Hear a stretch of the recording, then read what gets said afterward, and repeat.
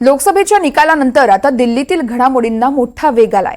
दिल्लीत आज एनडीए आणि इंडिया आघाडीची देखील बैठक होतीये।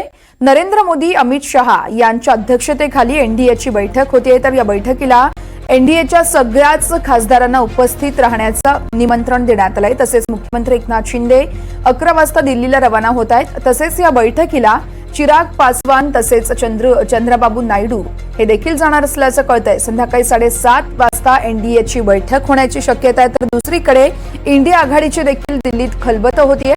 या बैठकीला राहुल गांधी, सोनिया गांधी, उद्धव ठाकरे आणि शरद पवार यांच्यासह देशभरातील अनेक बडे नेते हे उपस्थित असतील। आता लोकसभेच्या निकालानंतर दिल्लीमध्ये घडामोडींना वेग आलाय। 2 महत्त्वाच्या अशा बैठका आज दिल्लीत होत आहेत।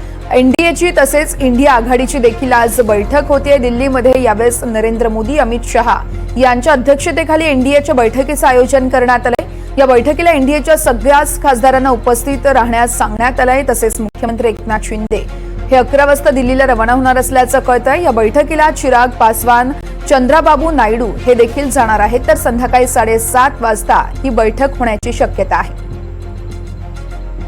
तर दुसरीकडे इंडिया आघाडीची देखील बैठक होते। या बैठकीला देखील महाराष्ट्रातून उद्धव ठाकरे, शरद पवार यांच्यासह मवियाचे बडे नेते यावेळेस उपस्थित राहण्याची शक्यता आहे।